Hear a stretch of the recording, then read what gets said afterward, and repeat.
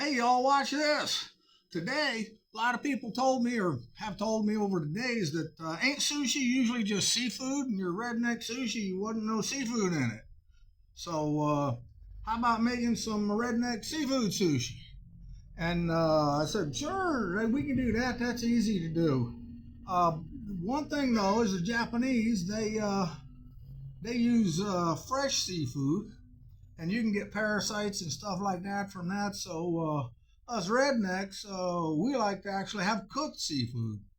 So here we go. Your best, highest quality one is probably going to be the shrimp. Now shrimps are yummy, and unless you got lobster, you probably ain't going to get a something higher class than the shrimp. And the funny thing about that is my grandma, she lived up in the Boston area before the Depression, and she said before the Depression, people didn't eat lobsters. They had special prisoner groups that were concerned about prisoner care and all that, and they passed a law saying you couldn't feed the prisoners lobsters more than 3 times a week. Could you imagine saying you got to feed the prisoners lobsters 4 or 5 times a week? Heck, them lucky bastards. But then the Depression hit, and there was lobsters all over. She said you walk along the beach and see big lobsters. You're right there in the shoreline as you're walking along the beach, and nobody ate them, but they caught them and give them to the prisoners. But they'd eat blue crabs and shrimp. But for some reason, they didn't want to eat a lobster. But then the Depression hit, and regular folks are saying, dang, I'm so hungry I'd even eat a lobster. And they ate a lobster and said, hey, these things are actually pretty darn good. And then before you knew it, you couldn't find a lobster anymore. So then they became the highest priced thing in the store, for Christ's sake. So what we do is the shrimp. And there's a special way you got to do with shrimp. Because the people who sell shrimp said, if we could blow them all up with fresh water, they'd weigh a lot more and would make more money. And bloating them all up with fresh water, you take all the flavor out of them. So if you actually want a shrimp that tastes like a shrimp, you're going to have to put the shrimp flavor back in. And them little Rasta pasta noodle thingies that are shrimp flavored come with that little packet of shrimp flavoring you add? That's what you got to do is kind of soak them in that or put that all over them. And that'll add the shrimp flavor back to them. Another way to get shrimp flavor is if you got whole shrimps that you got and you're cooking up something is you smash up the shrimp heads and cook them in a little saucepan and make a sauce. And then that shrimp head flavor can help make your pasta sauce even yummier. So that's how you got to do the shrimp, because the government said everybody's got to rinse their shrimp off and soak them in potable water. Now, that's how they say drinking water, but they could have just said drinking water or drinkable water, but they say potable water. And that bloats up the shrimp and sucks out all the flavor. So you got to put the flavor back in the shrimp if you want a shrimp that's going to taste like shrimp. So that's a real popular redneck seafood sushi.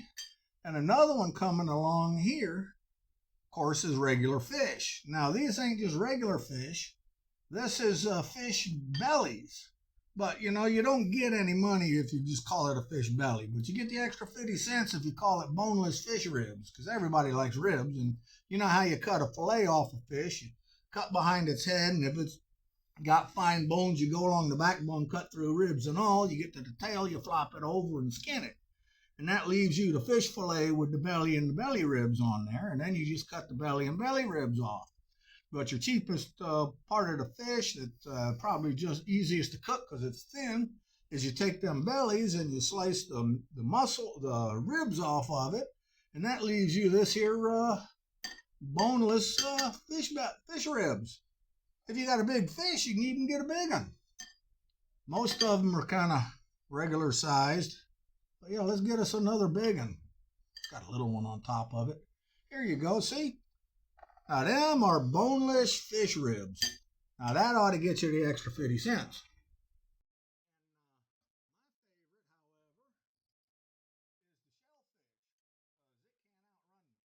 Yeah, I think a nautilus could probably outrun me, but I think that's the only shellfish that could outrun me. There's some mussels. They're awful yummy, especially in garlic butter. Of course, a lot of people say, I don't really like seafood. I just like the garlic butter. And once the garlic butter flavor's gone, it's just the seafood left. But yeah, it's still good that way. That's good food there. Now, one of your most common things is probably this here salmon. You can tell because it's pink. And there was a funny thing where the Atlantic salmon was white and the Pacific salmon was pink. And the Atlantic salmon people wanted to start doing outcome, selling their stuff. But people wouldn't buy the white salmon in the can. They'd buy the pink salmon because it was the preferred salmon.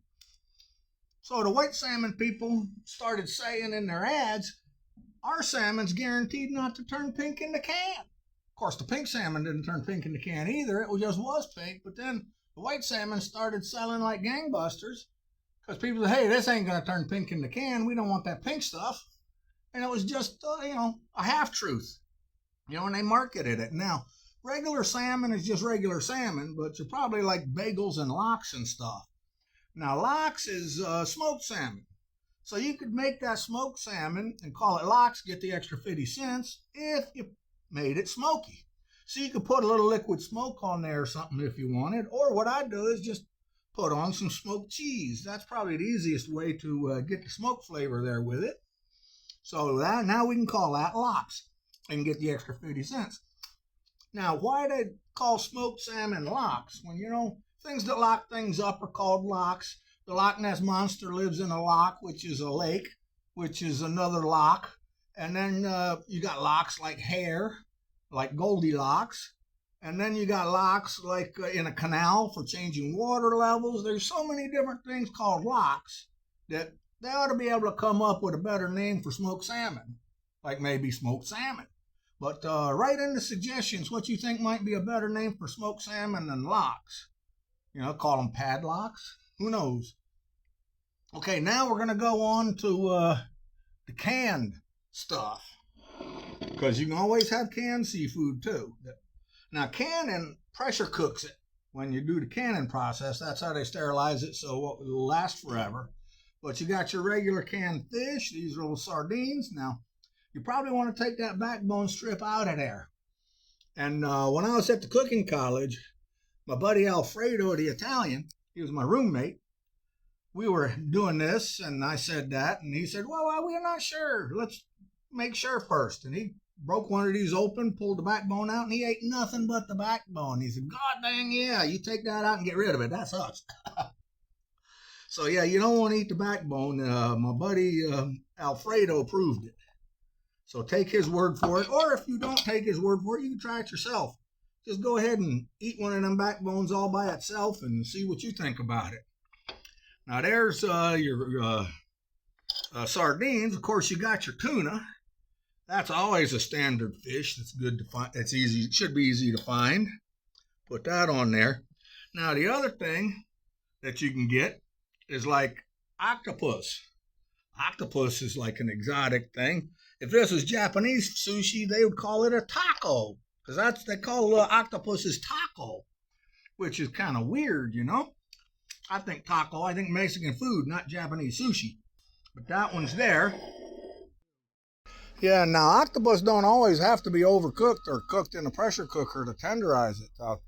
My buddy Alfredo, he made an Italian ceviche type octopus salad that was out of octopus that was almost raw, that was just super yummy. So octopus don't have to be cooked, but if you got to cook it, you got to cook it. And if you like more like Japanese sushi and want raw seafood, just go out to the boat, bring in your bait bucket. You got nice little fish out there and shrimp in it that you can use for fresh sushi, and pull them right out of the bait bucket. Now, that's freshness that even makes the Japanese jealous.